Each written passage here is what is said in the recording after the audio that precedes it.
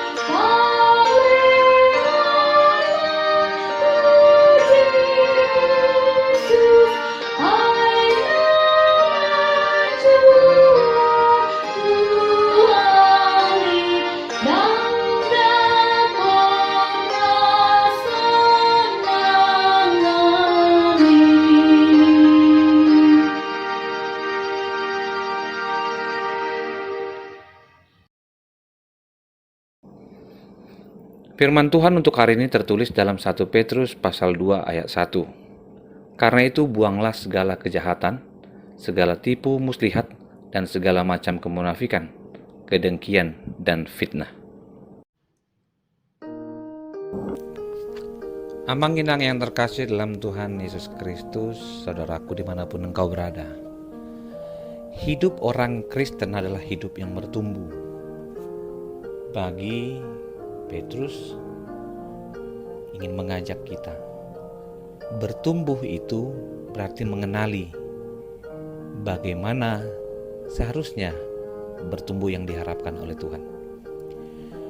Jemaat Petrus memiliki pergumulan dalam hal menekankan hidup yang berkembang yang mengarah kepada batu penjuru, batu hidup, batu yang mereka imani bahwa hidup orang Kristen dimanapun dia berada seharusnya mengalami perkembangan. Walaupun kita tahu perkembangan itu karena konsekuensi dalam menjadi hidup yang lebih berpengharapan. Hari ini kita bertemu dengan satu harapan sekaligus juga larangan. Larangan di mana hidup yang berkembang ternyata saat yang bersamaan hadirnya hal yang negatif yang disebut dengan kejahatan yang diidentikan dengan menyakiti orang lain, tipu muslihat, tipu dusta, dan kemunafikan adalah kepura-puraan. Orang yang berpura-pura bukan berarti dia tidak tahu. Dia sangat tahu, namun kata kepura-puraan ini sebagaimana orang yang suka menjawab, yang selalu dikatakan dengan hipokrites, menjadi aktor dari sebuah panggung sandiwara. Hidup yang demikian tidak akan pernah berarti, karena yang dilakukan hanya menjawab dan mencoba melakonkan sesuatu yang memang bukan bagian dirinya. Orang Kristen, orang yang percaya pada Tuhan, diinginkan untuk menghilangkan itu. Menghilangkan karena memang kita punya identitas yang besar. Identitas yang diharapkan sebagai pertumbuhan yang benar adalah terarah kepada keselamatan. Keselamatan yang dikerjakan oleh Allah memiliki kesan yang cukup dalam, sudah, sedang, dan akan sekaligus menjadi pengharapan kita untuk diselamatkan dan dilahirkan kembali melalui firman Tuhan. Keselamatan itu keselamatan yang sudah ada dan terus berproses. Itulah harapan dari Petrus ketika dia menasihatkan jemaatnya, buanglah segala kejahatan, tipu muslihat dan segala macam kemunafikan, kedengkian dan fitnah. Bukan itu statusnya. Status kita adalah membangun kehidupan rohani, membangun pertumbuhan di tengah-tengah jemaat gereja Tuhan, membangun hidup yang tidak sembunyi dan juga waspada pada kehidupan yang tersembunyi. Hidup yang dibentuk dan diolah bersama dengan Kristus.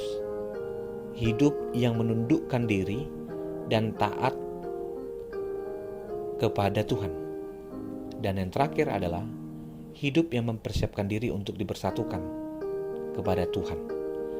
Komunitas hidup yang bertumbuh bukanlah komunitas hidup yang hanya harafiah, yang dapat dilihat tapi juga dirasakan.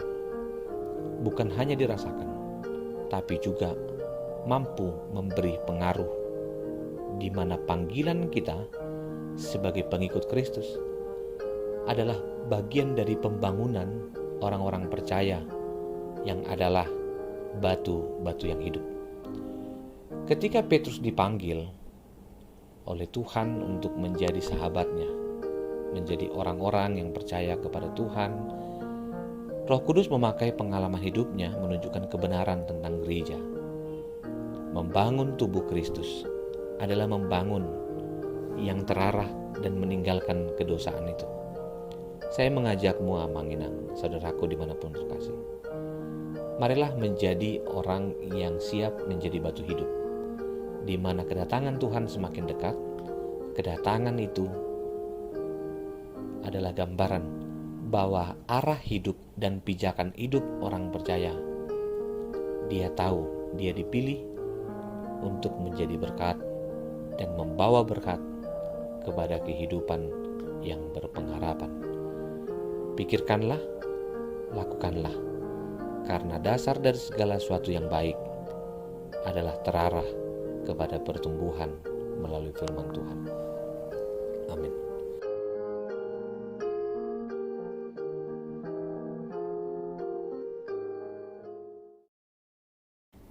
Terima kasih Tuhan untuk firman hari ini. Kami diajak untuk melihat ke dalam.